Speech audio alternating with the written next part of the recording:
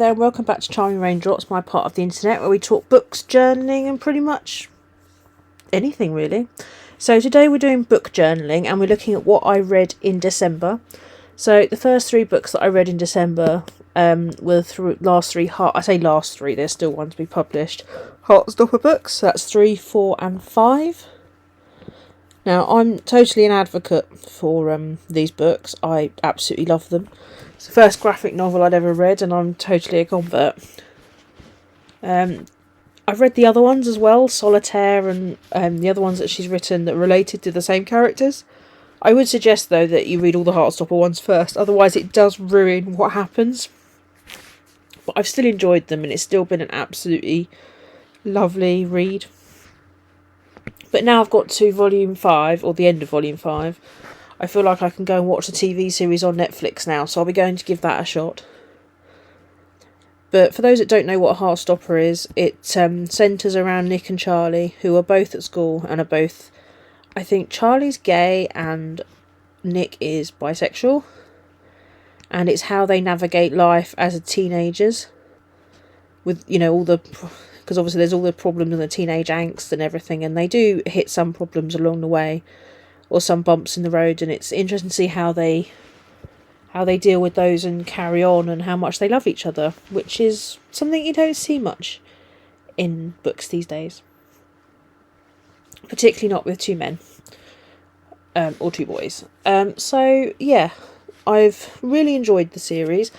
I will be reading some more Alice Oseman, because everything I've read of hers has been absolutely amazing.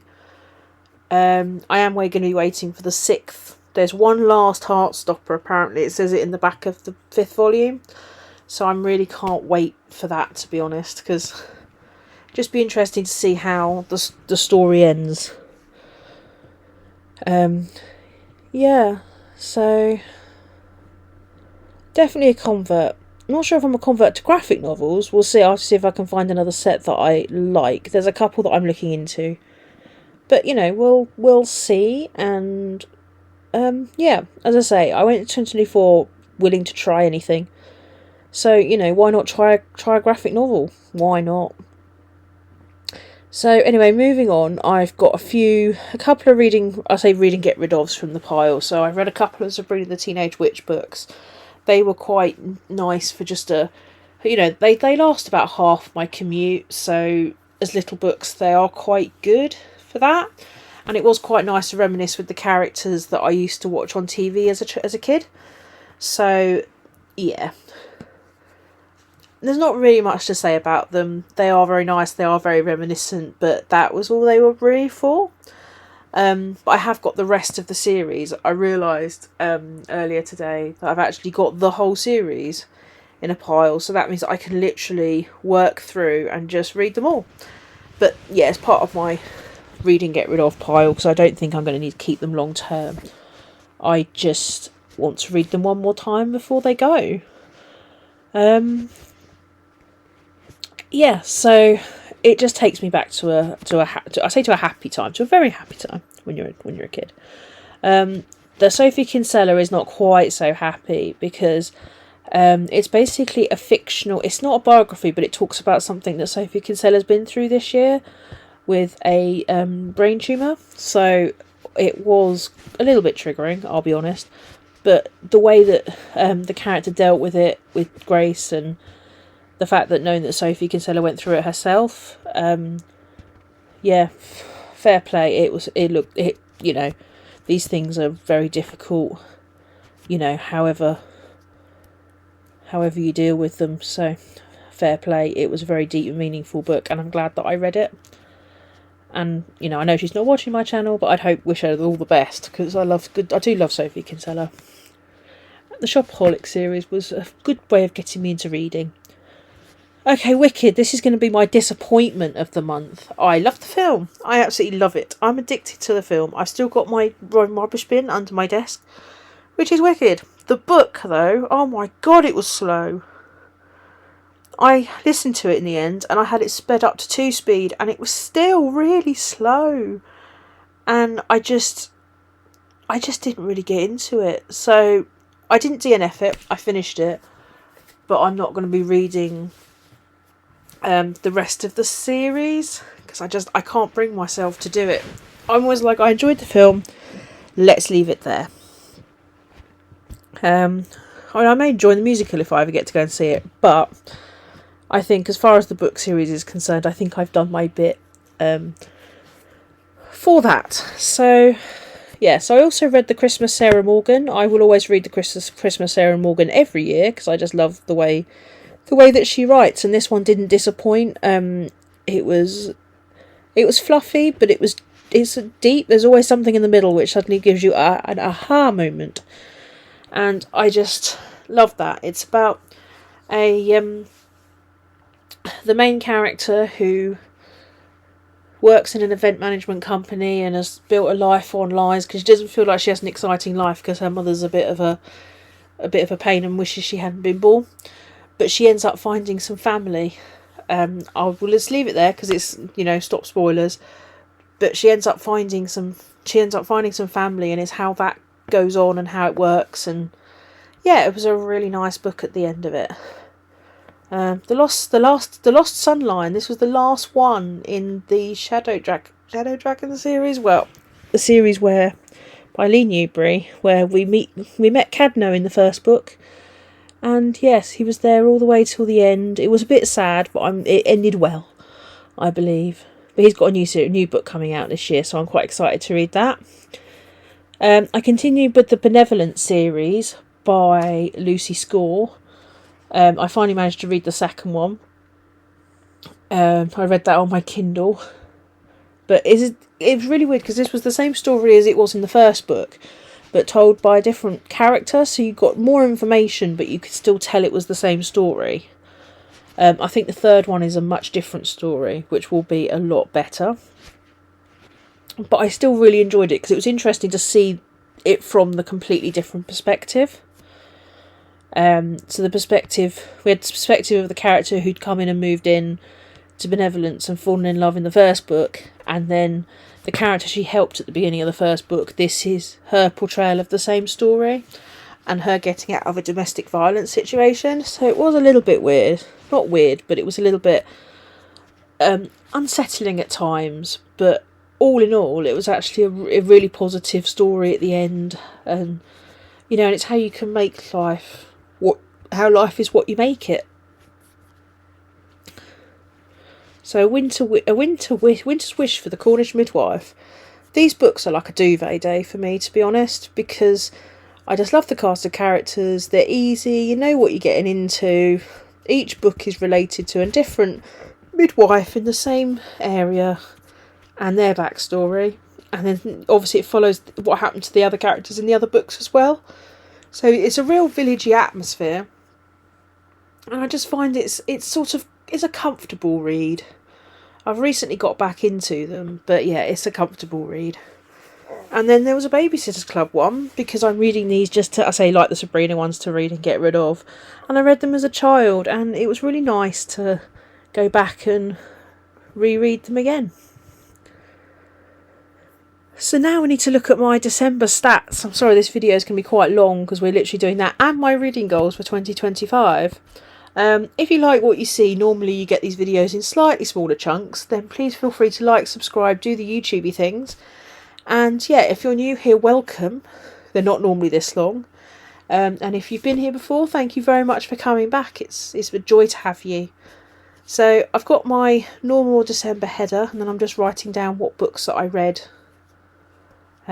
this month. There was 12 of them, I think, which I didn't think I got a lot read this month. I think a lot of them were children's books, so I think that kind of made up the numbers.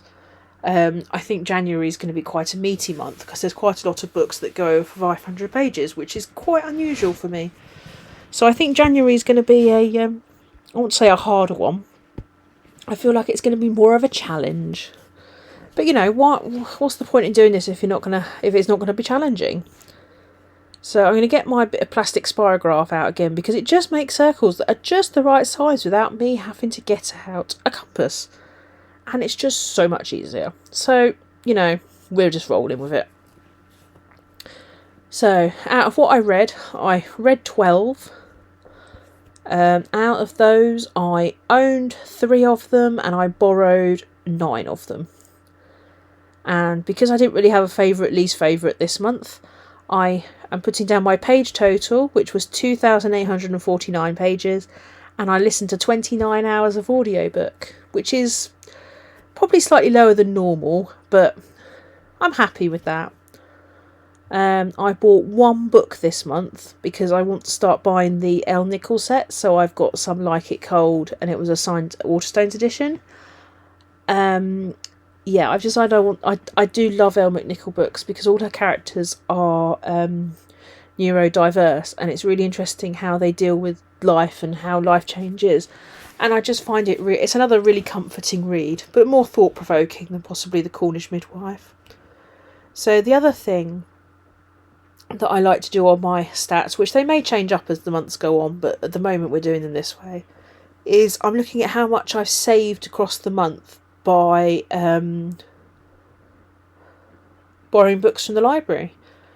So I've got a list of all the titles, and then if they're a book and then I've gone through and looked at the average prices of the items on the website, on web, and if they're in green, it is money that I've saved by borrowing it from a library. If the numbers are in purple, it means that I bought the books that came out of my read and get rid of pile, which is going to mean that my stats are going to look a bit skew for a few months, because I'm really trying in 2025 to get rid of the read and get rid of pile, because A, it's on my bag station and it's getting a little bit in my way, and B, I've had these books for so long I just need to get on with it, and now's the time. It's like, come on, we don't have New Year's resolutions, but the goal is we want to get rid of that pile if we can.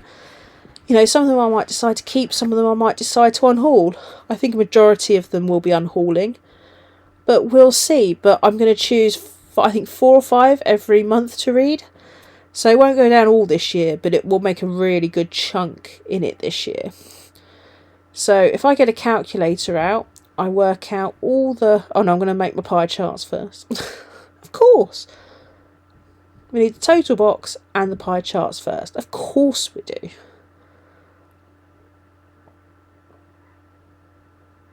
Okay, so now I'm getting my calculator out, and I'm going to work out how much I saved, and then minus off how much I would have paid for the books that came out my to be read pile. So I saved in total £47.47, which is quite low for me, but I think that's because I had quite a lot of children's books in the pile, and as I say, it's going to be a bit on the wonk because I'm reading more books that I've owned. So that will have an effect on how much I'm saving overall. So I'm doing my pie charts. So the first pie chart, the top one, is going to be whether they were reading books or audio. So it was 9 books that I read, and it was 3 books that were audio. And then the second one is whether they were adults, children, or young adults. So a majority of them were children's books.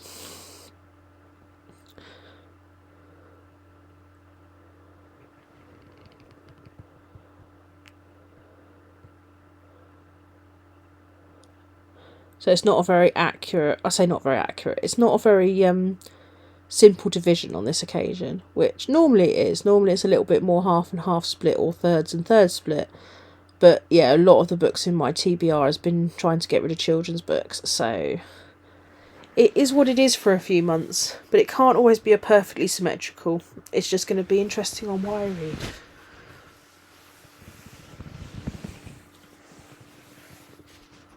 And then I'm going to colour in all the bubbles.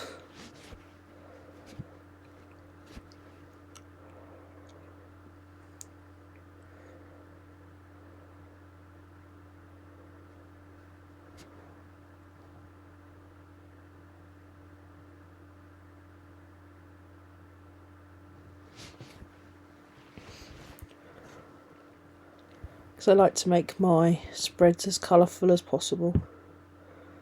So that is my dashboard spread for the end of December.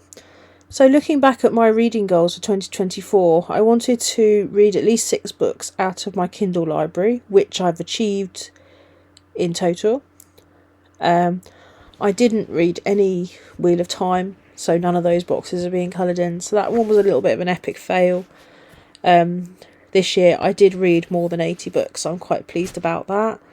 And I did manage to get 7 books off of my read and get rid of pile, which wasn't quite how many I wanted to get off in total. But at the moment, I've been getting 0 off for the last few years, so it's better than nothing. So now I'm going to put some of my sticker titles in that I didn't have when I set up my new reading journal. I've been able to print some more stickers, so I can now replace all the ones that didn't have titles and, yeah, be ready to start populating all these spreads now that it's January the 1st.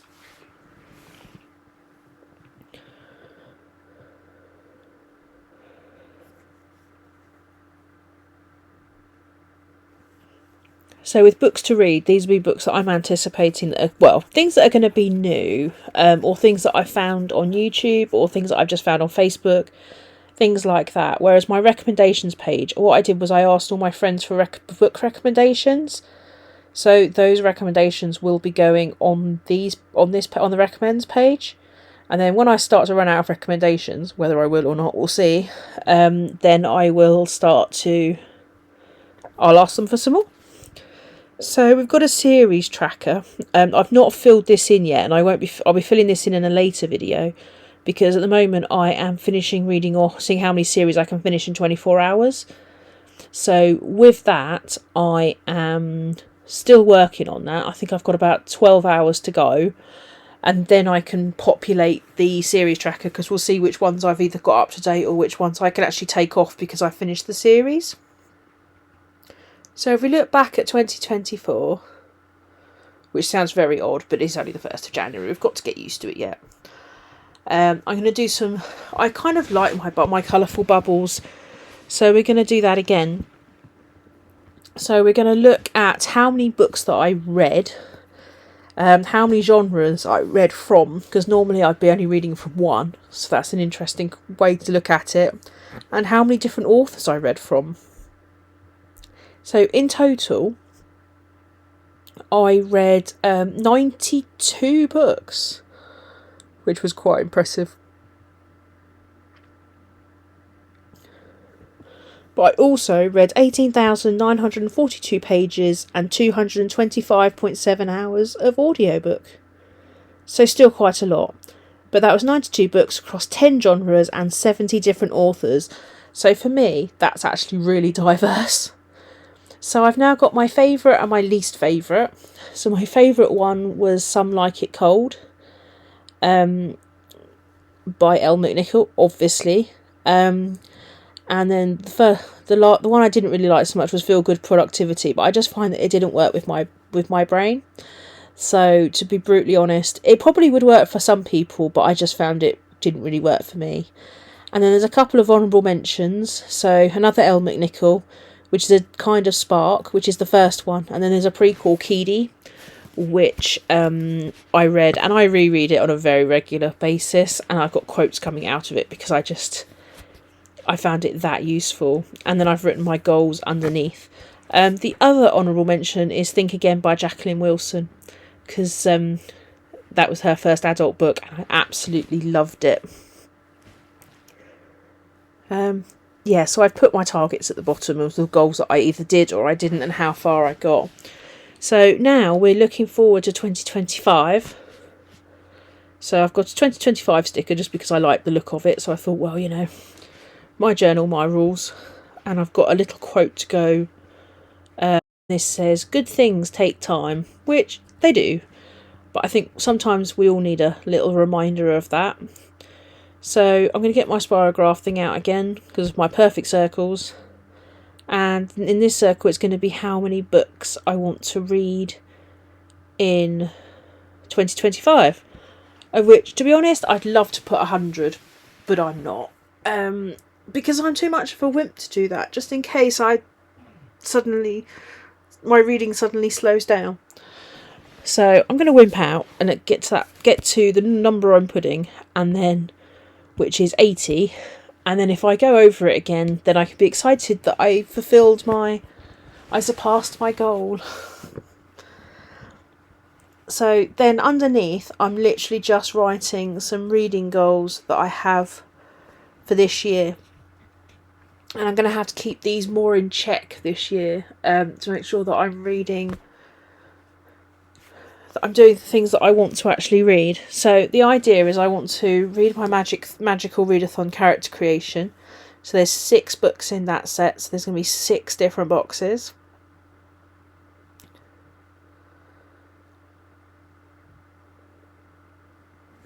And I want to continue with the Wheel of Time, and I've worked out that's going to be at least 1 book roughly every 2 months. So that's another 6 boxes. If I do more than that, then I do more than that, and it's amazing. I also want to finish the Ruth Galloway series by Ellie Griffiths. There's 10 of those left, so I'm going to put 10 boxes on here, but I feel like that might be a bit too much. But at the end of the day, sometimes you've just got to aim high and see what happens.